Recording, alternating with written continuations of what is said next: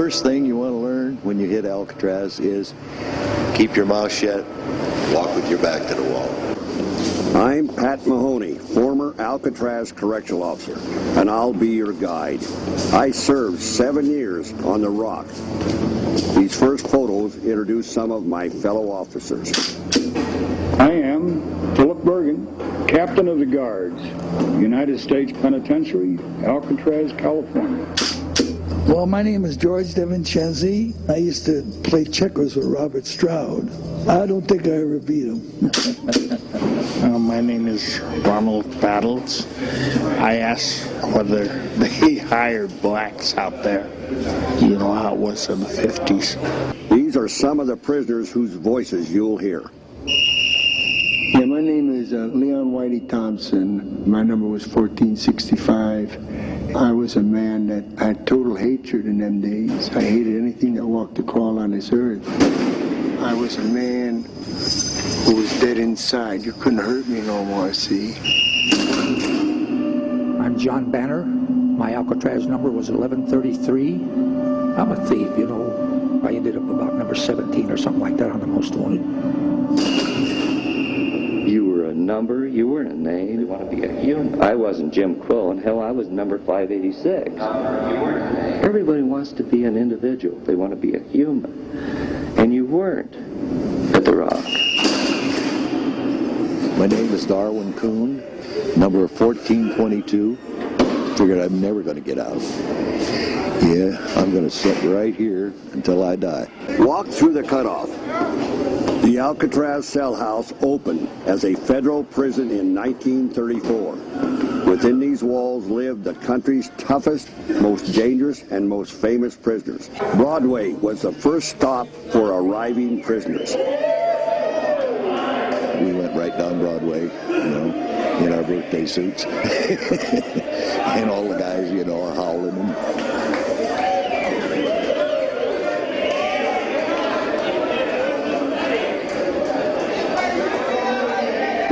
Typical Alcatraz cell. Every one of them in the cell house exactly like. I had a metal tabletop and a little chair there, and that was about it. The cell was pretty barren. 5 feet wide, 9 feet long, and 7 feet high. That's what I call a little box. No decorations allowed, anything. Couldn't paste anything on the wall.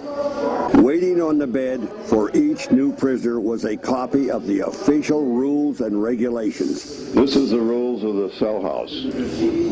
Your cell is subject to search at any time. Your towel had to be folded up and put on your shelf.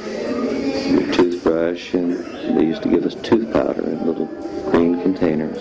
I guess like a cockroach feels in a matchbox. You may smoke in your cell in the library. We were issued a pack of wings on a Monday, a Wednesday, and a Friday. Every inmate, whether he smoked or not.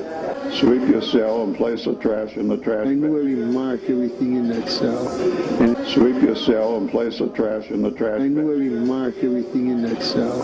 And pretty soon that cell became like a part of me. Or I became a part of the cell. Alcatraz is always classed as the end of the line, the point of no return. It was like going into the ground. You know, when you're buried, you're gone forever. Prisoners had a decision to make, whether to obey the rules or not, to do good time or bad time. That decision affected their lives dramatically. An inmate is given housing, good food, medical attention, and all the necessities of life. Everything else was a privilege. Time to exercise outside, getting books and mail, all had to be earned. One of their favorite privileges was the recreation yard. The most pleasant place, I believe, on Alcatraz, and the most appreciated. The handball court, the horseshoe court. Prisoners also played bridge out in the yard. They used dominoes instead of cards. They came out with a system called Auto Bridge. You played it all by yourself.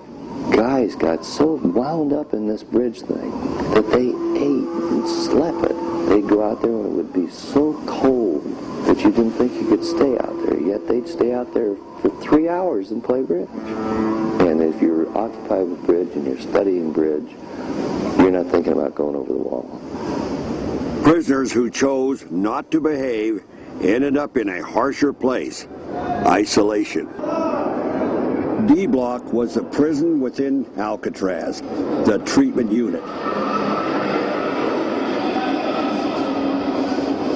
This place is going to operate on the basis that you do what you're told, and you're going to get a fair break. If you don't behave yourself, we're going to come down on you like a ton of bricks. Unruly or violent prisoners were sent here. They stayed in their cells 24 hours a day. Typically, they were only allowed out once a week for a shower and exercise. Now, in this cell block, we have 42 of the least popular cells in Alcatraz. Although by far they are the best, the roomiest, and the nicest state-of-the-art cells that were available in this prison. It was cold. It was damp.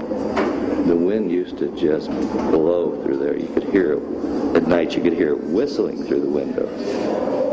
One of the more infamous prisoners to live here in D Block was convicted killer Robert Stroud, the so-called Birdman. And almost immediately upon his arrival at Alcatraz, he was relegated to the treatment unit.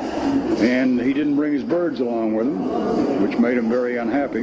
But he brought all his bad habits with him, which made us unhappy. This was solitary confinement, the whole, cells 9 through 14. When the cell was occupied, the regulations required that the light be on. We kept the lights off when they were in there. They were in the dark. Well, when I'd go in the hole, what I used to do was I'd tear a button off my coveralls. I'd flip it up in the air. Then I'd turn around in circles. Then I'd get down on my hands and knees and I'd hunt for that button. And when I found the button, I'd stand up and I'd do it again. But if you would close your eyes like right now, close your eyes and seal your eyes up with your hand, with a little concentration you can see a light. And pretty soon that light will get brighter. And you got to concentrate on this. And after a while, not a short while, this takes time and practice, but pretty soon you can almost put your own TV there. And you can see things. And you can go on trips, and this is what I did. This was the prison library. You put your request on a library card. If the book was available, they'd bring it, put it in the bars for you. Prisoners with reading privileges could subscribe to approved magazines. And if it had some story about some convict out of Nebraska or something, that was cut out. Never mind that you might have been reading a serial and it was on the back of one of them pages. Prisoners who behaved could also take correspondence courses. Took a course from the University of Pennsylvania on animal husbandry. The gestation period for a pig is 3 months, 3 weeks, and 3 days. C and D block. They call it Seeley Street for C and D. In May of 1946, an inmate named Bernie Coy, along with 5 accomplices, decided they would escape to freedom. Alcatraz was built to keep every inmate directly under a gun. Find the pictures of the escapees and look at the bar spreader. Well, you had a man on the catwalk, gun gallery, and he carried a rifle and a pistol. Anyway, this gun gallery was more or less overseeing the whole prison. To escape, Bernie Coy knew he needed the keys in the gun gallery. Coy used his homemade bar spreader. He spread the bars apart, wide enough so that he could squeeze into the gallery. None of the keys worked. Lights! You sure you don't know what key opens this control box? 8 officers were captured and locked up in these cells. He shot them in cold blood, one by one. For 2 days, the Marines and correctional officers bombarded the cell house. And we decided that the escapees were dead. We found them there in the utility quarter. They were firing their guns as they died. I used to do a lot of oil paintings on Alcatraz. If I was painting a scene of the Swiss Alps or something like that, hey, I'm right up there skiing as I'm painting, and I used to skate that way. My grandmother taught me how to crochet when I was a kid. So I taught a lot of guys how to crochet. Big tough guys sitting in there with a needle and crocheting. At nighttime, between 6:30 and 7:30, they have what they call a music hour. They play harmonicas or guitar or whatnot. They had one guy over there, and he used to play one of these slide trombones. Look up at the windows. They face San Francisco and the setting sun. The yacht club, which was directly across from the island, would always have a big New Year's party.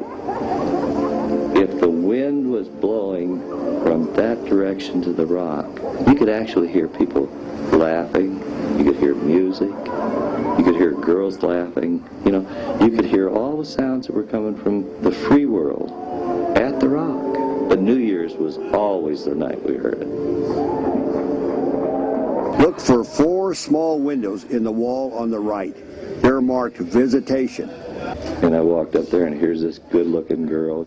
I knew who she was when I got a real good look at her, and when she said Jimmy, which was what she always called me, well, I knew it was my sis. Once I saw Jimmy, it was, you know, he didn't look different, and he was overwhelmed, and we just, he couldn't believe it. He couldn't believe it, that we were there, and that I had grown up, and that I'd come to see him.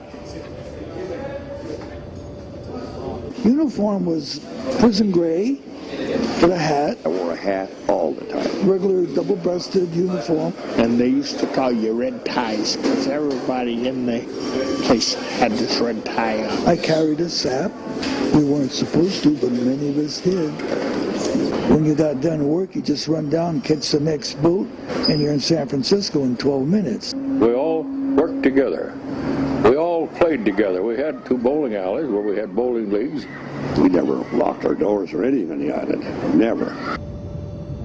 You couldn't beat Alcatraz, but the beautiful view there. So there was never a day you didn't see what the hell you were losing and what you were missing. You know, it was all there for you to see. There's life. There's everything I want in my life, and it's there. It's a mile or a mile and a half away, and yet I can't get to it. I recall getting in that water, and it was like a shock. I didn't expect it to be that cold. If you can do it, it's up to you. But you got to pay the price.